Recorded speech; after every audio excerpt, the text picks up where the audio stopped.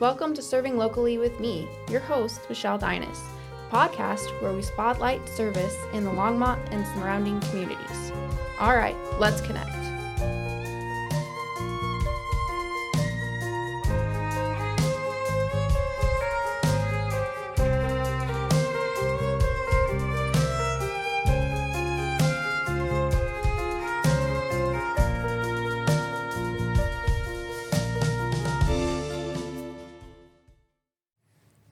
Hi, welcome to today's episode. We are here with Ranger Scott Riefel of the St. Vrain State Park, which is just down the road, not far. I hope everybody knows where it's at, off of County Road 7 and 119, correct? Mm-hmm. Most people have driven by it on I-25 and don't actually realize it's a park. It is awesome. We go fishing there, and my husband likes to go boating there. They've got some great trails and stuff. So I'm real excited to hear what you have to say today. So I just want to say thank you for being on the podcast. Yep, thanks for having me. Yep. And so just quickly, who are you and what is the St. Vrain State Park? And just a quick little overview. I'm Scott. I'm the ranger at St. Vrain. We have 3 full-time rangers who manage the park. St. Vrain used to be Barbour Ponds, so for local Longmont folks, that's usually how most of us know it. It became a state park in 2006, but before that, when it was Barbour, it was a state rec area, still managed by the same agency. And those were old gravel pits that they turned into fishing, hunting, and camping ponds back in 1965. So we've been a park for 58 years. It's a little park. It's only 840 acres total. 84 of that is just one lake too, the boating lake, Blue Heron. And then about a third of that is not open to the public. It's all a conservation easement to protect wildlife. Even in that little space, we have 78 campsites. We have 10 other fishable ponds. And then we have about 7 miles of interconnected trails. Some trails, probably within 2 years, are going to connect to Longmont's trails at Union Reservoir and at Sandstone Ranch. Oh, okay, cool. That'll be really nice. That'll be really nice. And they're all concrete ones, so there's no mud season closures, like right now. Right. All right, can you give us a little bit of background about your organization? Our agency has merged for the last 12 years with Parks and with Wildlife. Before that, for a little while, they were separate, and there was Parks and Outdoor Recreation, and then there was the old DOW, Division of Wildlife. But way before that, when St. Vrain actually opened, it was Parks, Rec and Fish, Game and Fish. That's who actually opened it. So that old agency started 126 years ago. So we just had our 125th anniversary last year. And then State Parks has existed for about 60 or 76 years. So in that time, we've taken over all of the hunting and fishing in the state, all the management of like endangered species in the state, non-huntable game and fish, as well as boating, ATVs, snowmobiles, all the campsites in all the state parks, and now we're up to 43 state parks.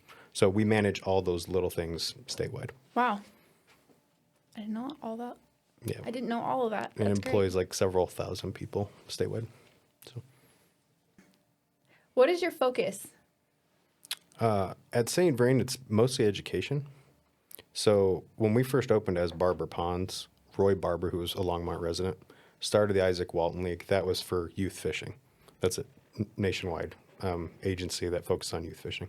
So he thought that they should turn the old gravel pits that they used to create I-25 as like a public fishery, somewhere close to Denver, but not within the city, so that you could still manage it for decent fishing and provide public access. Before, that was a really big thing in the area. So we've kind of just maintained that. So we do a lot of field trips, scout programs. We do a few large education-based events every few months. Normally, we would be having a really big 4th of July bald eagle festival, but we're not going to do that because the bird flu is still pretty prevalent in our area, so they don't want to bring birds out. But we do a lot. The real goal of the park being so close to Denver, because we're about an hour from Denver, hour from Fort Collins, hour from Greeley, hour from Boulder, hour from Estes Park, is that we're the first place that you would interact with the outdoors outside of a city or on your way to something in the outdoors. So it's a good place to get people who are new to camping, new to fishing, new to hiking, biking, into a safe environment that's like pretty low key before they actually have to like graduate to. It's a nice harder training camping. ground. Yeah. Yeah. We have gone camping to test out camp trailers and pop-ups and stuff to see, how they're going to if it's watertight, if it's Yeah. whatever, because it's easier to do it when it's in an actual setting than just in your driveway. Well, and that's why we're so busy with camping throughout the year, is because there's so few places between Denver and Loveland. We're really the only public campground. Right. And we're right next to Earth Roamer and Native and all these other like RV locations. So we're pretty much full on camping year round. Yes. Like we had our first full weekend on President's Day in February. Wow. Because it was like the first warm weekend. Go out and test it, make sure it works. Well, there's 4 feet of snow up there Yep. still, so we Yep. can't go yet. Yep. I hear that. Who are you trying to reach with your organization at St. Vrain? Specifically at St. Vrain, it's mostly novice people. Statewide, it's everyone. That's one of the nice things with camping and hiking, and especially fishing, is it's a very diverse group of people. And not just like different ethnicities, but also like different demographics. And St. Vrain is probably the best example of that, where you just have wildly different cultures and like approaches to fishing and camping who are like all trying it out for the first time, or because we have trophy bass ponds and we have really nice full service campgrounds, it's also for fairly serious people who just don't want to make that drive for that day. So for us specifically at St. Vrain, it's mostly aimed at lower income groups because it is easy access for everyone. So most of our users are from parts of Longmont, Thornton, Northglen, Aurora, because they don't have the means to make it all the way up into the mountains to fish at like Stagecoach or 11 Mile. Right. So they fish with us. So that's our primary goal of who we're trying to reach, those novices and low-income groups. What makes the work of St. Vrain different than other similar serving organizations? I think for us specifically at St. Vrain, it's fairly similar with the agency as a whole.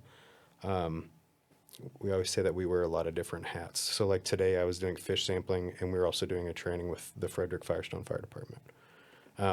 But I also had an arrest yesterday. So it's all little parts of all those different public service jobs, because you're essentially managing your own city between all the campers and all the people using Right. it. And we'll have somewhere, at our park it's fairly small, but in that 1 square mile, less than 1 square mile of our park is open to the public.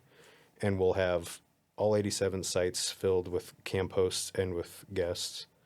And you're managing all those employees and the cleaning and the maintenance. And you're also doing those jobs. And then you're handling all the revenue. And then you're handling all the planning and the education and fire safety and public safety and law enforcement, plus the wildlife management. So really you're doing all the things that the state does as a whole between all those different jobs, between 5 total employees. Wow. So it just depends. Like some days my work is very much law enforcement heavy, and other days like today, like up until I left, I was doing a fish sampling. So That's tough. every day is different. We don't know what we're going to do each day. How And that's many- probably more different than any of the other like public service jobs. How many people do you get like for like day use? It depends. Yesterday was fairly slow because it was hot. So yesterday, I think we only had 160 vehicles that exited the park.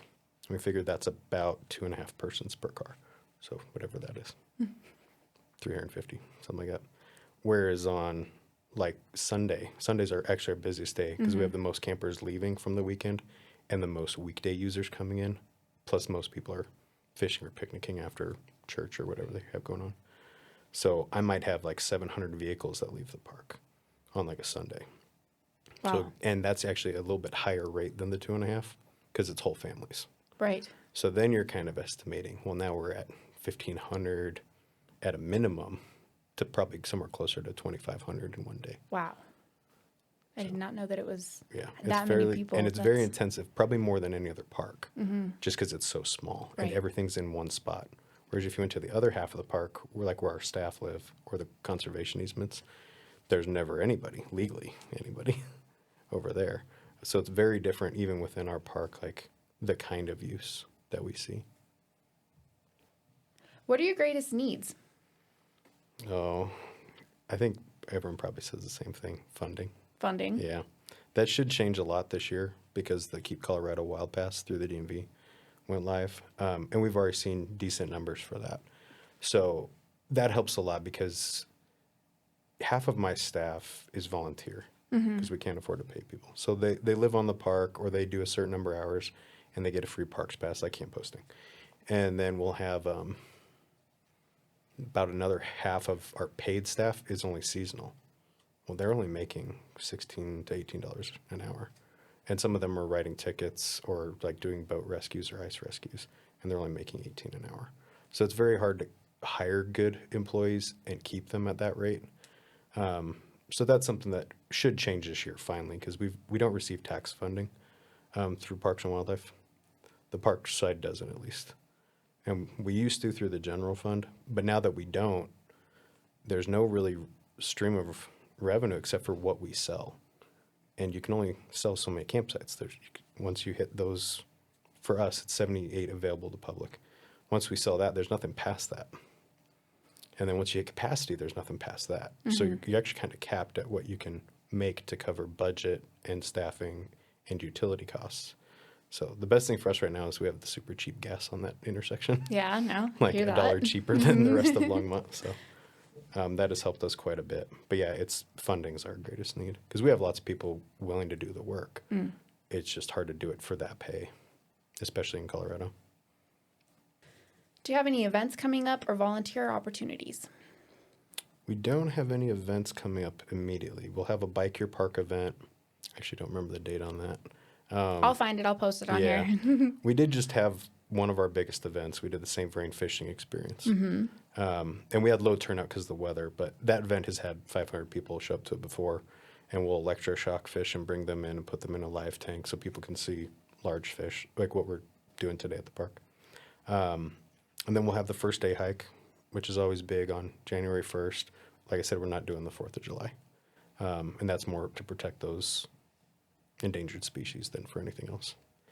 And then we'll have some other ones. We're going to restart doing something called Trailer Treat, which we haven't done since the pandemic started. And that's where we'll rent out an entire set of campgrounds that are usually closed in the winter to people who just want to decorate their camper and campsite for Halloween. Oh. And then the kids come in, so it's similar to Trunk or Treat, but it's trailer to trailer treat. And we'll have a hayride where we load up our trailer with hay bales, and we have like little singing skeletons, and the rangers drive that around. And then we have the free kids events and backyard bass and the skins and skulls like we do for nature programming. So we'll have all of that again. We haven't done that in 3 years, so it'll be nice to bring that back. That'll be fun. It's a really fun event. That'd be great. And all you need is the parks pass. So if you have the new license plate, that's all you need. Everything else is free of charge. So that should be good. Do you have opportunities for people to like host booths for businesses and stuff? Typically we do them for businesses and then for other public service groups. So Frederick Firestone Fire Department will have one. 1 year Firestone PD did, and then the other year we lined up with their Safe Night for Halloween, so we didn't. Carbon Valley Rec Center will host a booth, and then we'll usually try and get like a fishing group and some other groups in. And so that's a pretty good one. And I think this year we'll have 25 sites that we're using for that. But if you're already just kind of naturally camping with us on that weekend, we notify you ahead of time to say, hey, if you want to participate, here are the candies that are okay to bring. You know, these are appropriate things to decorate with, because we don't really want someone creating a haunted house or something. But we've had good turnout for that too as well, where we've had close to 50% participation from our normal campers. Oh, wow. For that event. So I'm hoping this year, now that we have the time to do it, that we'll get closer to like 100% participation in the campground. So that should be a really good one. That's cool. And then volunteering opportunities, that's how our agencies run, is from volunteers. Like I said, more than half of our staff at our park, but some parks like Bar Lake, then it's close to like 80% of their staffing are volunteers. So there's a lot, especially in our area, fishing, novice hunter, like programs. Outdoor Buddies is one of our partner groups that they do one for ADA access for hunting and fishing opportunities. There's a lot for volunteering. At St. Vrain specifically, usually I try and get ones for invasive species removal. It's like tamarisk and Russian olive, which there's a lot of since the flood. So we'll do those, and then we do ones through Boy Scouts, and then we'll do ones through schools that have to do volunteering programs. But those all get scheduled through me. So if anyone wants to do it, if you hit 48 hours, you get a free parks pass too, which is nice. So. That's worth it. Yeah. But you guys need the funding though too. But no, that's good for everybody at that point. Volunteering there is great. What kind of species do you have at St. Vrain? Of what? Of animals, birds, animals, fish. For mammals, we have red foxes. We used to have one right outside my door at my office, where every year she would have like 4 to 6 kits that she was raising, and just this last year she didn't go back to the same spot, so she's probably still out there. We just haven't seen her. Bobcats. We have 3 different dens of bobcats, even in that little 800 acres. Really? A lot of beaver, mink, muskrat, coyote. We've had moose multiple times. Really? We had moose the year of the flood. A cow and calf came down and lived for several months in a wetland that had flooded. Because it's very similar to the environment they want. Right, that's their habitat. It's just way hotter than what they want. And then 2 years ago on the 4th of July, we had one that got all the way out to Frederick High School into the ditch, and then eventually made it all the way down to Adams County Fairgrounds on 120th and 85. And probably came out of Nederland or somewhere, yeah. Oh my goodness. But we don't get elk, mountain lion, bear, black bear. Don't get wolves. So a lot of mammals, a lot of really cool mammals, smaller mammals. And then all the shrews and voles and rabbits and a lot of prairie dogs now. For birds, right now we have the bald eagle nest over by Collision Brewing. So the female's she's no longer sitting on a clutch. They've hatched. So she's got 2 that we can see. That's cute. Yeah, but the male comes in a lot and fishes. And then we have 3 active osprey nests, and they should probably hatch like within the day, pretty soon. A lot of geese already hatched their babies. We have a lot of wood ducks. We have nesting barn owls. We have nesting great horned owls. Again, all in that little 800 And you have turkeys acres. too. And a lot of turkeys. I see them 40 every some time. turkeys. Every yeah. time I drive past, I gotta look for the turkeys. Yeah. And then a lot of white-tailed deer. We don't really get mule deer, which for our area's actually kind of rare to not see mule deer. But that's also part of the reason we don't have the bears or the mountain lions. There's a lot of Longmont to get through to get to us. But we have really great herds of whitetail out at the park as well. And then for fish, there's hundreds of species. And snakes and turtles and all kinds of other animals. A lot And of frogs and stuff out there too. Frogs. Yeah. Do you have just the little ones, or are there bigger frogs out there? Bullfrog, the bigger one, and then lots of chorus frogs, and they call them because they sing, and they're very small. They're only about an inch. Yeah, my father-in-law lives not far from there. Well, he lives in between Union and you guys, so Probably lives right by me then. catch little frogs out there. Yep. That's always fun. And then we'll have like woodhouse toads. They're not in the water. They're up on the hillsides. But we have those soft-shell turtles, snapping turtles. I moved a snapping turtle out of the road this morning. He just climbs onto a shovel and you drag him off the road and let him go. And then he walks right back. Right? Because it's the warm spot. They're Right. cold-blooded. It's So getting warm. yeah, a lot of animals in that That's little awesome. area. Yeah, that I didn't know about that many animals, especially bobcats. Mm-hmm. I didn't know about that. That's cool. I know we've had mountain lions here in town Yeah. a couple times, but they haven't made it to the park For whatever that reason. you know yet. Which is kind of interesting because St. Vrain Creek and Boulder Creek confluence at the park Right. entrance, basically. So whether they came down left hand or middle fork or any of those, you'd expect them to eventually get to the park. That's how the moose clearly got here. Right. But we just don't get the mountain lion that far. We had a black bear that got about to Collision Brewing last year. But even that was pretty rare for us. So if you look at, like, they show that map online of where all the bear sightings were in Colorado, and all these pins just pop up, hundreds of thousands of them. And there's just kind of a circle around us in Carbon Valley. Don't like it You know, here. and they'll get them out in Platteville. Yeah. And they'll get them all the way out at John Martin or Campo, way in the far Oklahoma corner of the state at like 3,000 elevation in the desert. But they don't go into St. Vrain. Isn't that weird?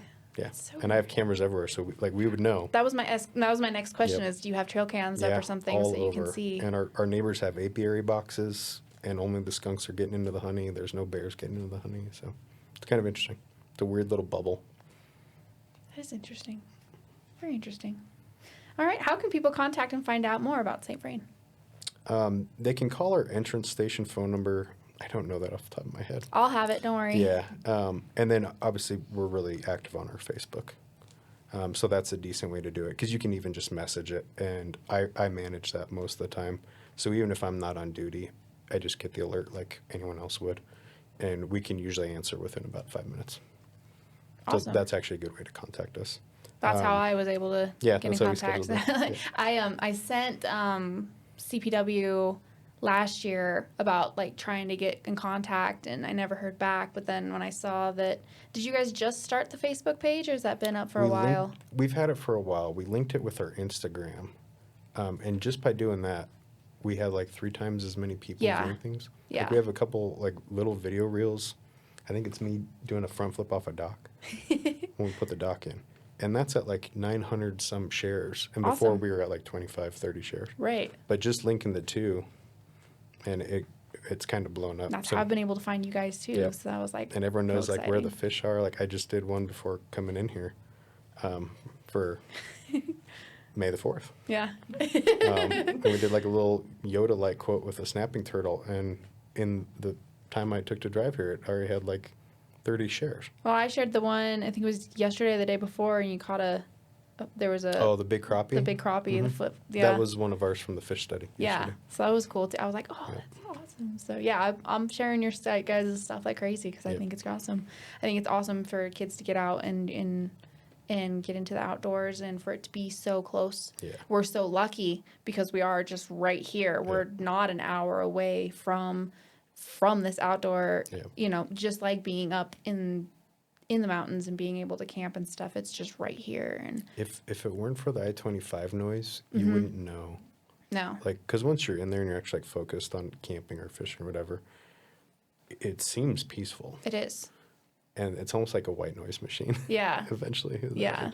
But it's a good way to get you going into doing I it. mean, that's why we're still a park too. It's because we're always going to have that need. You're always going to have that need for public space. And then, the other half of the park, you're always going to have to protect that wildlife corridor. Yeah. Especially along that river. Absolutely. So even as small as we are, we're the largest we've ever been. Barbour Ponds was only 130 acres, I think. And so now, we've increased the stuff we can protect, but we've also increased the access.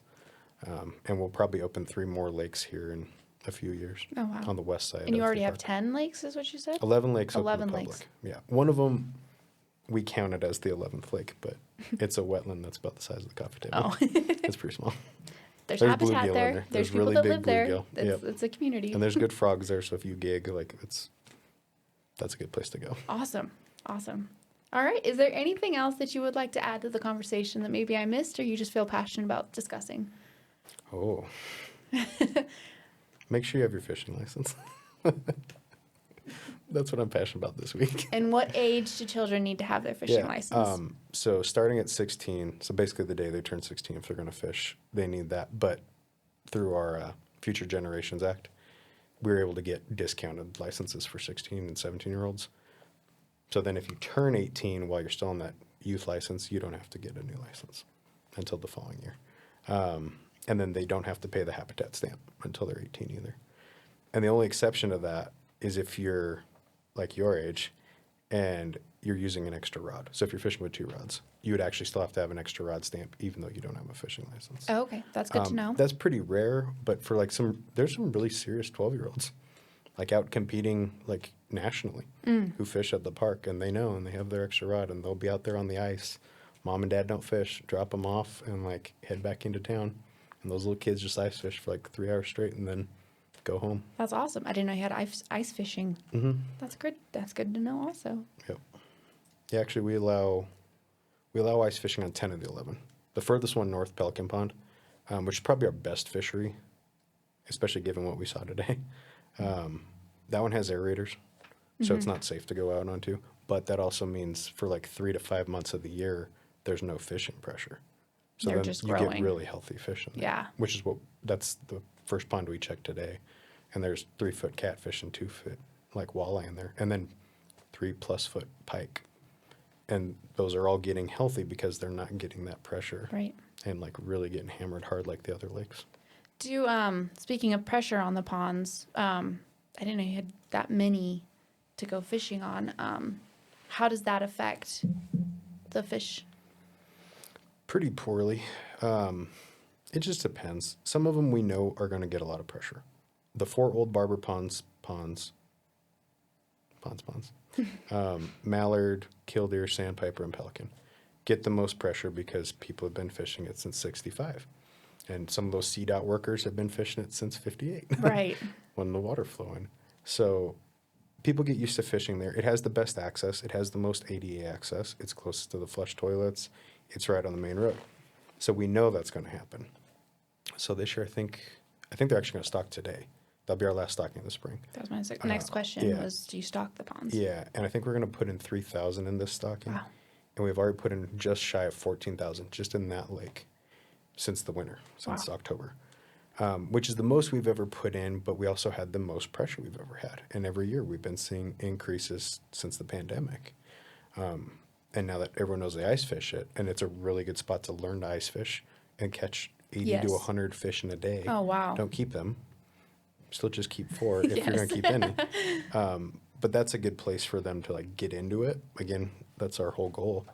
But our other ponds, we just stock them for different things. So like Pelican Pond, the really good one, has every single fish species in the park. And it even has some species that we just don't see a lot in Colorado, like orange spotted sunfish, pumpkin seed. They're just little types of sunfish. Really pretty fish. Because they're harder to come by, we don't typically just stock them everywhere. But like today in that fish study, we saw northern pike, all the sunfish, blue, green, pumpkin seed, white crappie, black crappie, perch. We had huge catfish. We had bullhead catfish too from the flood. I mean, we counted 25 different species of fish today in about 45 minutes. Wow. So that one we're stocking more so that it's a full organism on its own. Whereas sandpiper, the main one that we put as of tonight, it'll be 17,000 trout into. We pulled 1 trout out of 3 nets because it just gets that much more pressure. Wow. And it's a very shallow lake. There's not a lot of structure because we wanted to have access. So there's no like really overgrown areas so that people could just walk out the back of the car, fish out the back of the car. So because of that, you don't have as many places for fish to hide. You don't have the deep pockets of water. You don't have moving water. So we throw in a lot of fish there knowing that they're going to get caught. What is the deepest point of any, or what's the depth? Most of them, because they're gravel pits, they're kind of bathtub shaped. So yesterday we were on Bald Eagle Pond. That's the trophy bass pond in the middle of the park. And within about 10 yards of shore, it's 10 feet deep. And it's pretty much like that the entire bottom. So usually the further you get from the river, the further south you go, the deeper they get because the elevation rises. So all that loam, all the stuff they're going through to dig the gravel pit, whenever they finally hit clay, they stopped.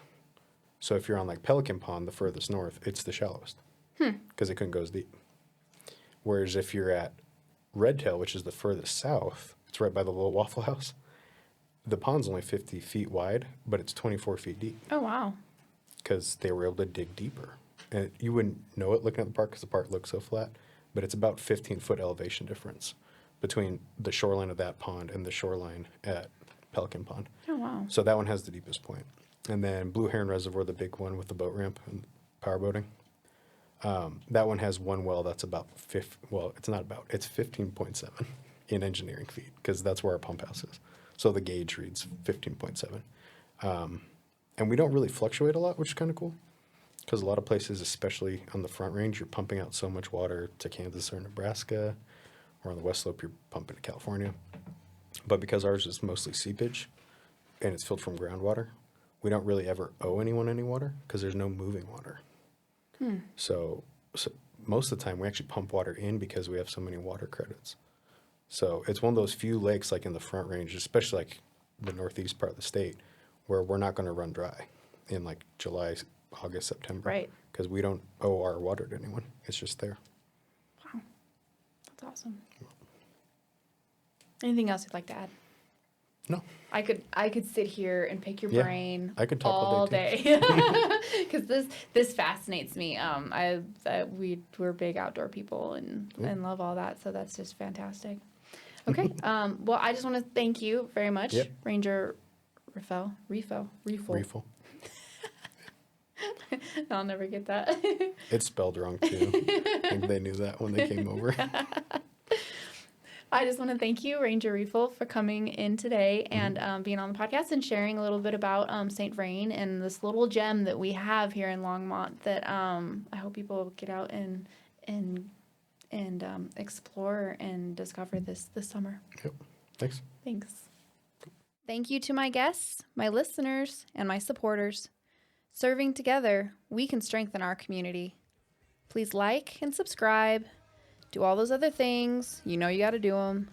Because that's the easiest way that you can serve right now. All right, now go. Connect with others and be a blessing.